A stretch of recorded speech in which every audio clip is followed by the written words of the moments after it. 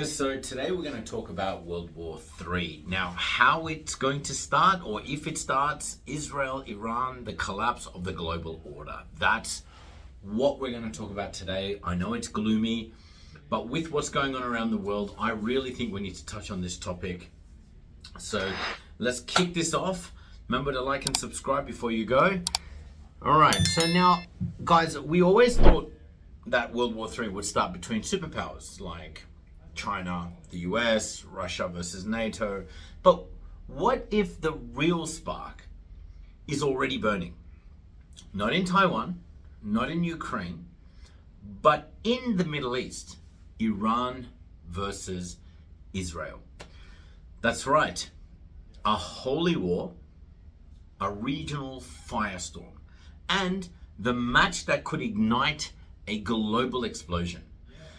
This is not a theory. This is what could happen if we're not careful.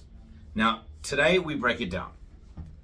We're going to break it down like this. Number one, how the Iran-Israel war starts. Then we're going to talk about which countries take sides, who goes with who, how the chaos spreads. Then we're going to talk about what World War III would really look like. So I hope you guys are ready. Let's do this. So let's start with talking about the initial spark. Like, what would actually start the global conflict of World War III? It begins with one strike. Maybe it's a missile, like a launch missile from Iran that hits Tel Aviv. Maybe it's a covert Israeli operation that kills Iran's top general. Maybe it's an accident, an overstep, a miscalculation. But when it happens, there's absolutely no going back. So Israel retaliates hard, right? Airstrikes rain down on nuclear sites, missile depots, cities. Iran then responds with everything it's got: drones, cruise missiles, proxy militias. Then Hezbollah fires rockets from Lebanon, right? The Houthis strikes ships in the Red Sea. Iraq erupts. Then Syria joins in. What does that mean? That means an entire region is already on fire. So US bases in Qatar, Iraq, and Kuwait are attacked. The American military enters the conflict directly. And suddenly, this isn't a regional war anymore. It's a superpower proxy war. And it's escalating really, really fast. Oil exports from the Gulf stop. The Strait of Hormuz is blocked.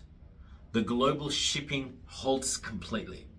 Energy prices triple. Global financial markets completely crash. Food shortages begin in 30 days of all of this happening. That's what's going to happen. Now, in the next part, let's talk about who will back who, right? This is where things get deadly, deadly serious. On one side, you have Team Israel. Let's call it Team Israel.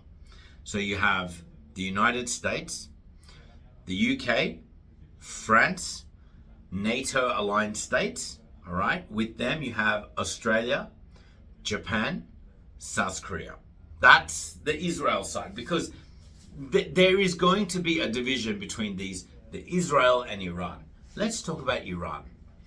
On Iran's side, you have Syria, you have Lebanon, which is the Hezbollah, you have Yemen, which is the Houthis.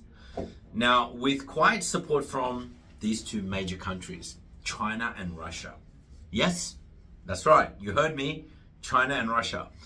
Now, these guys won't start it, but they'll let it burn because it weakens the West, right? So what's probably going to happen is Russia pushes hard in Ukraine while the US is distracted. Then China prepares for Taiwan, knowing American resources are tied up. And both flood social media with propaganda to deepen the division in the West. This is completely normal in a war state. That's exactly what's probably going to happen. And trust me, the US is going to pump propaganda as well. Now, here are the wild cards. Turkey will play both sides, fueling chaos, most likely. India tries to stay neutral for now. Saudi Arabia is split, publicly cautious, privately terrified. The global south watches, powerless and exposed. This isn't just politics anymore. It's becoming what we call a global survival. Now let's talk about the next part, which is called spreading chaos. So you think the war stays in the Middle East, right? Think again. Right after the actual war starts, then we have something called cyber war, which is a war through hacking and the internet, cryptocurrency, whatnot. So as the cyber war breaks out, so Iranian and Russian hackers hit water supplies, power grids, banks. The US responds with cyber strikes of its own. Domestic terror returns, right? Sleeper cells are activated in Europe, America, bombings, blackouts, panics. This is probably going to happen. Oil will hit a $300 a barrel. The average family can't afford fuel. Trucks stop running. Supermarkets are completely empty. We saw that during COVID. We don't want that again. International travel is gone. Forget international travel. You want to see your cousins abroad? No more. So no more flights, no more ports, global logistics, completely gone. In this moment, China seizes the moment, right? While the West burns, China moves on Taiwan. They blockade the island, test the US, dare them to fight on two fronts. Russia invades deeper into Ukraine. More troops, definitely. More missiles. No fear of NATO's reprisal now. Why? Because they are too busy dealing with the Middle East. And now the world is completely split. That is how things are going to happen. Let's now talk about what World War III will actually look like if it ever happens. It's not just tanks and jets like the way you watched in World War II movies and World War I. No. It's internet fracture. So the global internet will completely break. Financial systems will collapse. Cyber attacks will replace bombs. We will still have bombs, but then you'll have cyber attacks as well. These didn't exist in World War II. It's a new front. Satellites being blinded in space, because that's going to be a tech war. Mass disinformation campaigns destabilizing governments. It's going to be hectic. It's China versus the US in the Pacific, right? Then Russia versus NATO in Eastern Europe. Because if you think about it, that's where the war front's going to be, right? Israel versus Iran across the Middle East, as we're seeing now. Proxy wars in Africa and Latin America. Also chaos in the Arctic, the Indian Ocean, the Suez, the Panama Canal. It's everywhere. I mean, we're not going to be able to escape it, to be honest. And if the war does break out, the draft returns. Censorships tighten. Martial law in major cities. Famine spreads across the global south. Riots explode in the west, as they did during the Vietnam War, right? And looming behind it all, guess what? I didn't talk about it yet. Nuclear weapons. No one wants to use them. But every leader knows if they lose the war, their country dies. So what happens? It's a game of chicken with 8 billion lives at stake.